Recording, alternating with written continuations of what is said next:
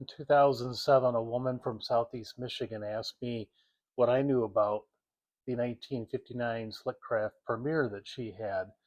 And eventually the conversation turned into her wanting to have it restored. It had been bought by her and her family years ago in good shape and had been restored at least once that she knew.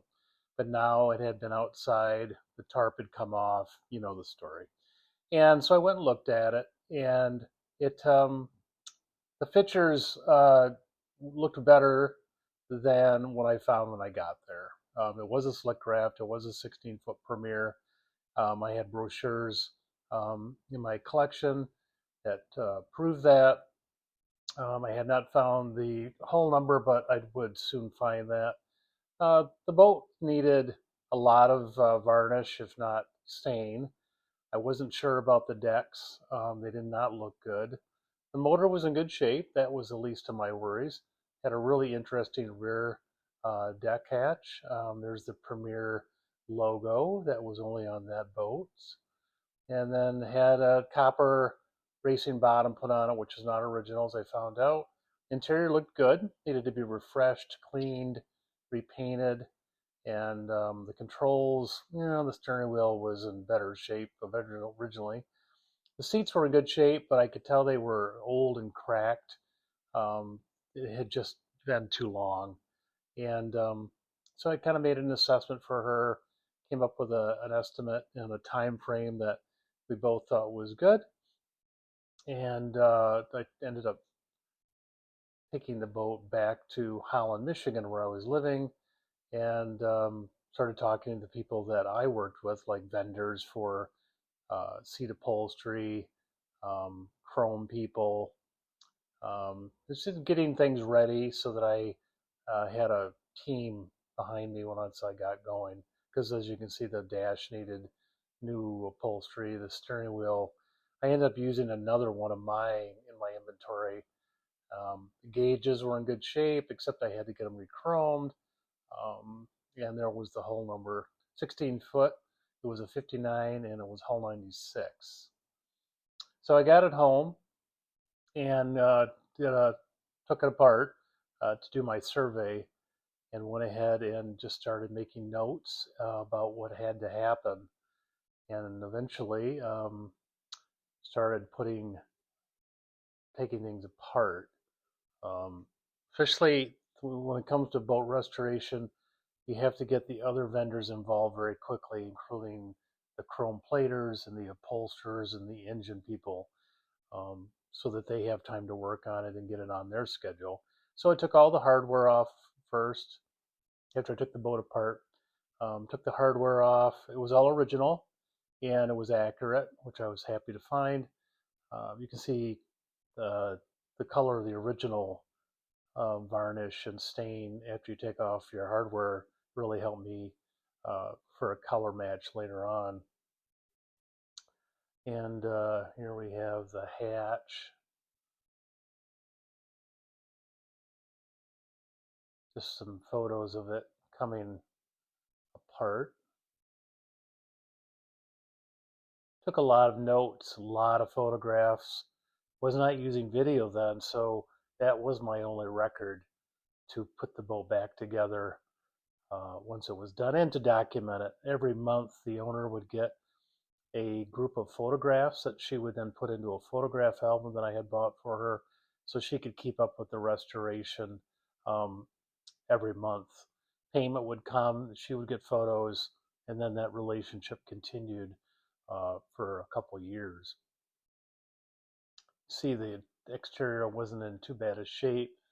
I did find out pretty quickly that the deck was going to have to be removed eventually and replaced with new akume mahogany.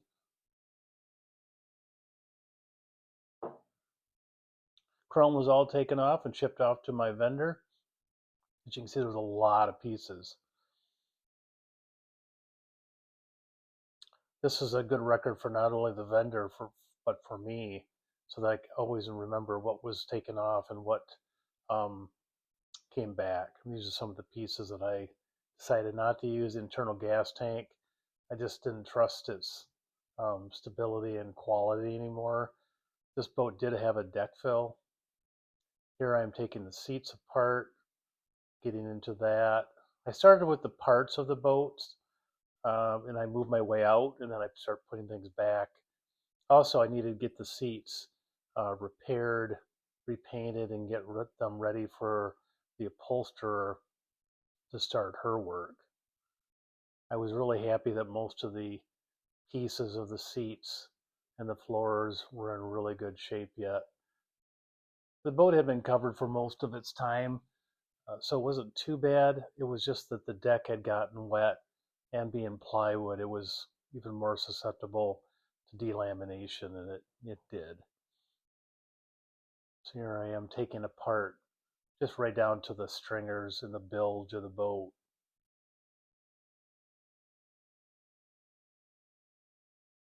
You see the gauge panel.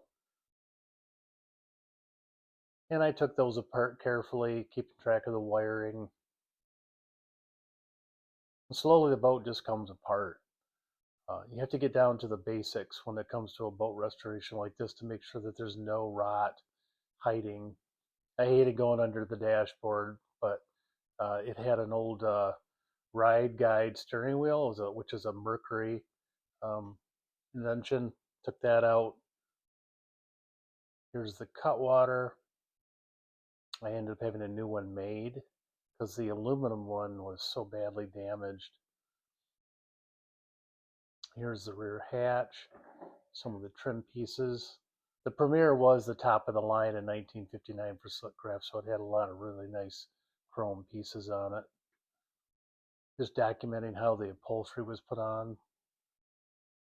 This was done in my shop by the upholsterer towards the end of the restoration. Just added a little more luxury to that model to have a padded dash. But as you can see, the sun and the elements just really ruined it.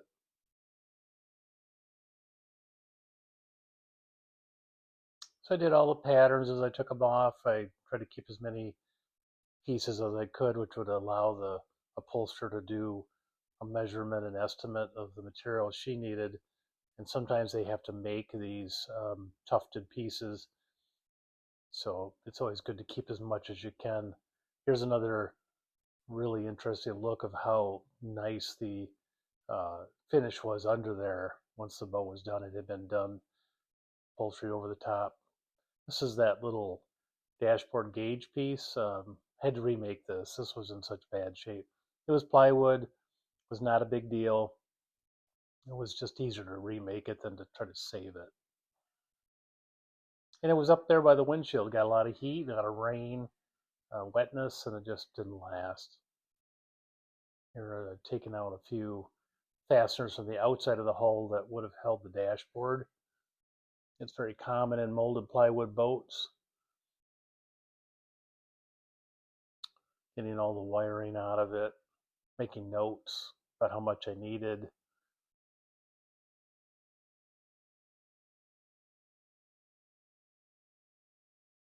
Some shots of the exterior. Here I'm taking the rub rail off the shear line.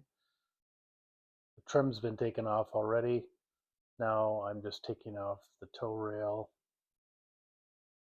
which I really wanted to save. These were made from very large pieces of mahogany, and I could not find pieces that big, which would have been affordable. So I was able to get them off safely. Did a little bit of repair to them, but overall they were in great shape. That's solid lumber, so that was helpful. It preserved itself. Here I am taking out the fasteners into the deck.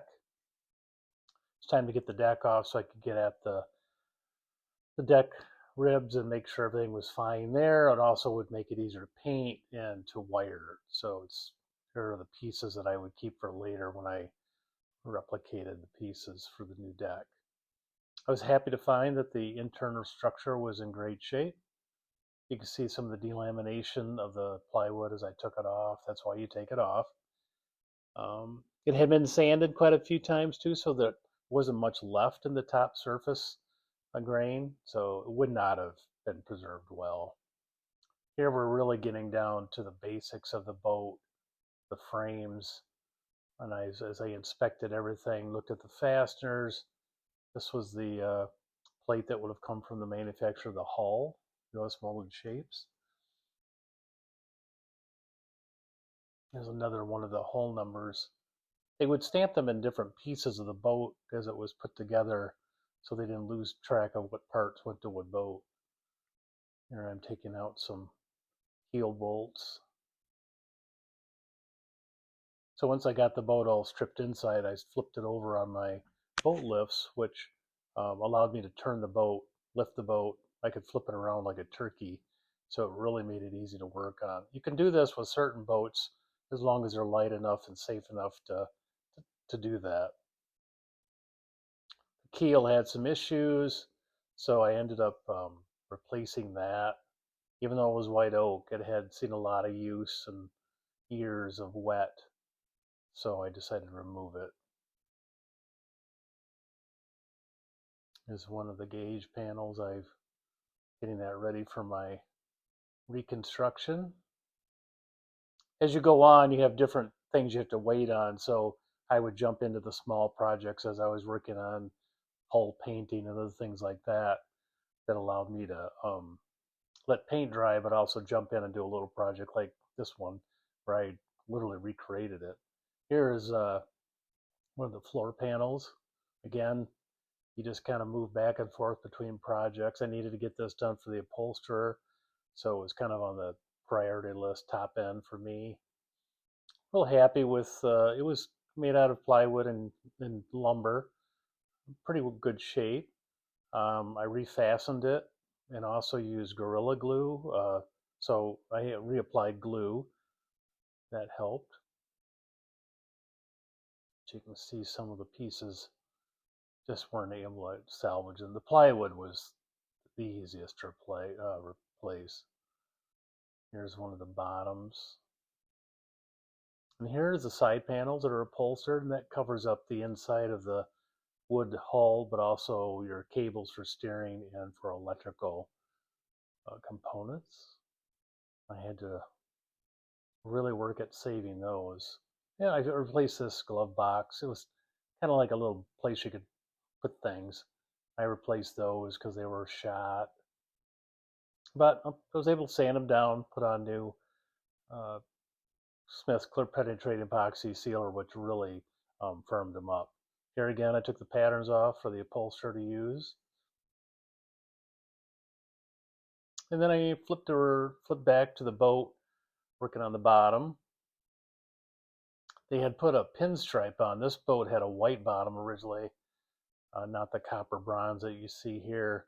So as I removed paint, I started to unearth what the boat looked like originally, and then it really started to match the brochure with a white bottom and stained sides.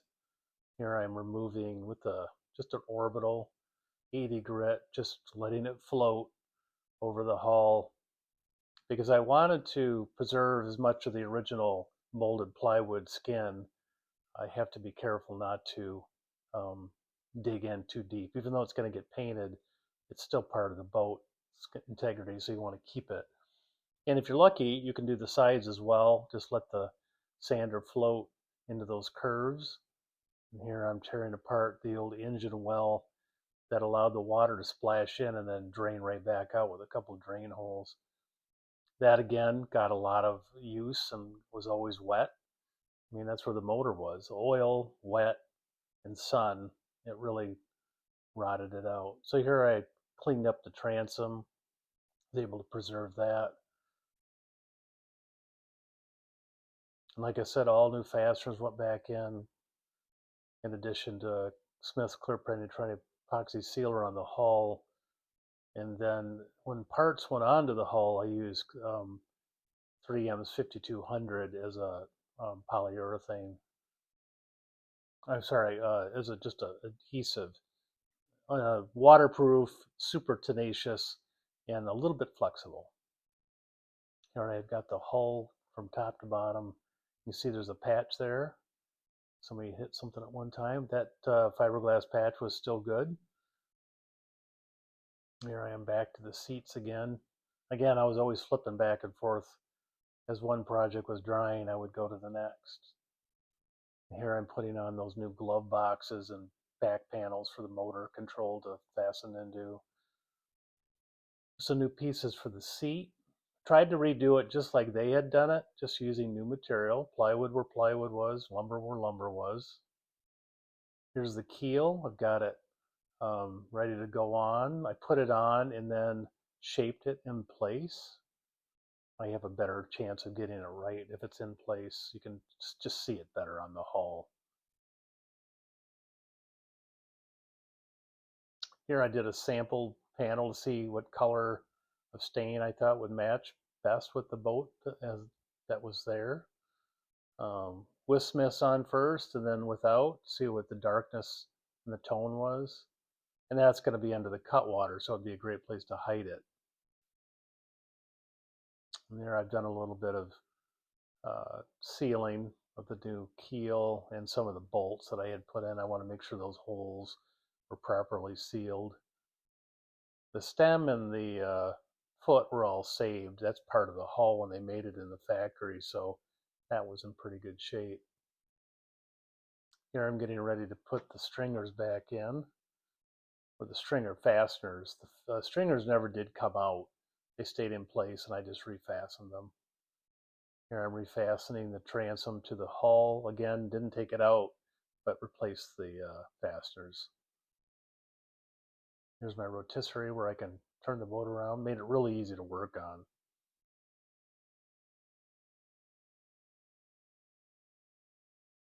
And here I'm going to start doing the bottom paint. I protected the natural surface with painter's tape and paper, and here I've got kind of an idea what the color is going to look like.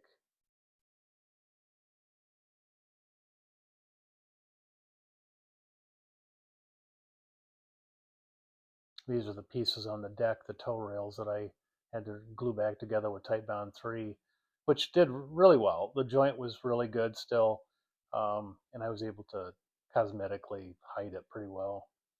Here I've got the boat tipped on its side. I'm getting ready to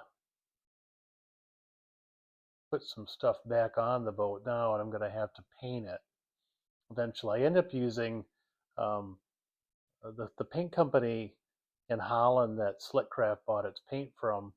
Repco Light was still in business, so I was able to get a very close match to the original bilge red paint, and I did that, so that was kind of fun.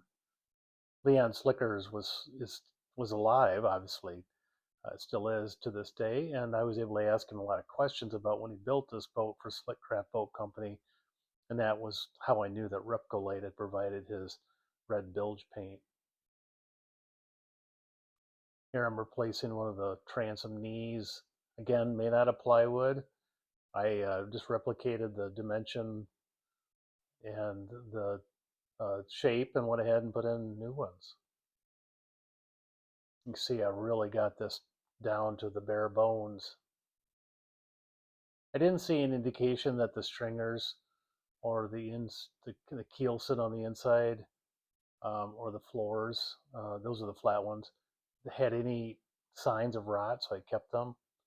Again, these knees in the transom were exposed to a lot of water. This is where the water collects and drains out of the boat if the drain plug is not in or plugged. Here's the new Repco Light bilge red going on. Again, it's a great time to do the bilge. I had everything wide open, made it a whole lot easier to paint.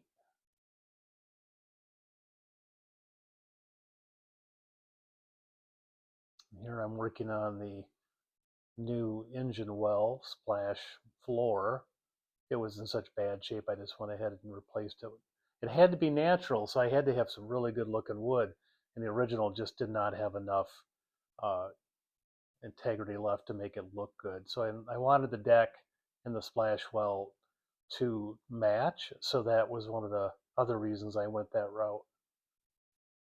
Here I'm putting the 5200 on some frame pieces from the rear of the boat. So brand new silicon bronze fasteners, 3M 5200, and really brought the boat back into square, and also uh, it'll have a lot of life when you do that. You see how beautiful that ribbon grain looks on that. So it's nice when you get to this point because you're putting the boat back together. So here again, I flipped over to work on one of the floorboards.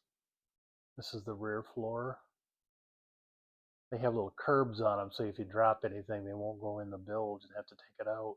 Here's the front, and there's the foot plate setup. Very common to do that. Here's a new piece. The foot plate was shot, so I went ahead and put a new piece of plywood in there. Here's the seat back as I get ready to take these to the upholsterer. These are coming together. Like I said, they were in good shape, but they were the vinyl gets dry and it cracks, and if you sit on it, it's going to crack. So I had to redo that. Here's some of the framing I did. This attaches the seat to the floor. And here I've got my patterns laid out on my new Akume plywood, and I've made new patterns for those. Yeah, or excuse me, new pieces, and here I'm test fitting them. Test fitted the whole deck first, and then made sure everything was great, and then went ahead and did a final cut, put them on, plugged the deck. A lot of people say you can't plug plywood decks. I've done several already. They look great when you plug them versus using Famo wood or a filler. Really satisfying when we get to this point when you're putting the deck back on the boat. It really just indicates that you're heading towards the finish line. Here I'm getting ready to put the tow rail pieces back on. Got those all in good shape. Had a little patina to them that looked nice. Here I'm making a new rub rail and spray rails. These are to keep the water from coming up the side of the boat and hitting the passengers. My son Peter and I putting that on. It's always a two-man job. And then I've got it all stained out. I used just a rubbing stain, and then the first couple coats of varnish and a lot of sanding. You put the varnish on, you sand it off, and eventually these dark areas become flat, and the whole boat will look white like that. Then you know you can put your final 2 coats of varnish on, and the boat will be done essentially for that part. But that's a lot of work. Just using a lot of 220 grit and a hand sanding block. But it's worth it in the end. That's what makes your boat look great, if you get that surface flat. You think plywood would be flatter. It's just the way it is. You have to get the grain filled in. Here's the boat. I did the bottom paint last.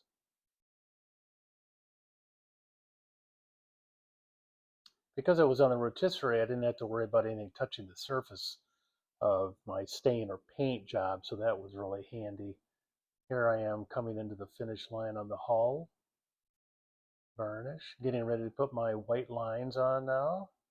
These are painted on, and then I put a couple coats of varnish over the top so that you can't feel the ridge. And this is just using 3M green tape to get those lines exactly right. And then you put on the paint, and then all that tape comes off, and then you have beautiful crisp lines like this. And again, this will get a couple coats of clear varnish just to seal those white lines into place. And I'm getting ready to do the bottom. Again, protect my surface. I put a lot of work into that. There's the white going on. A couple coats of white went on, probably 3, 4 in the end, sand in between. The upholsterer came back and she started doing the interior that she had to do in place. I think she had already delivered the seats and then called her in to do this. So now the boat is really coming together. You got the crash rail pads in, the dashboard has been reupholstered. The interior is nice and clean. That new bilge red. Steering wheel again was a mess. Here's one I had. So I just went ahead and fixed it with automotive Bondo for steering wheels.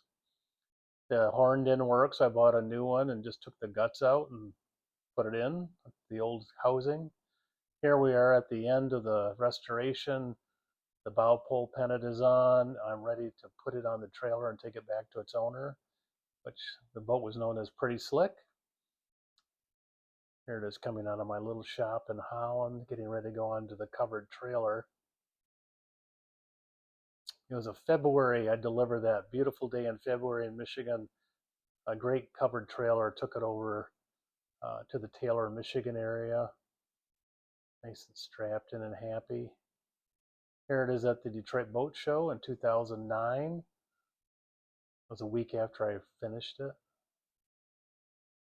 And it was also its 50th birthday. It was built in 1959. This is a 2009 boat show in Detroit.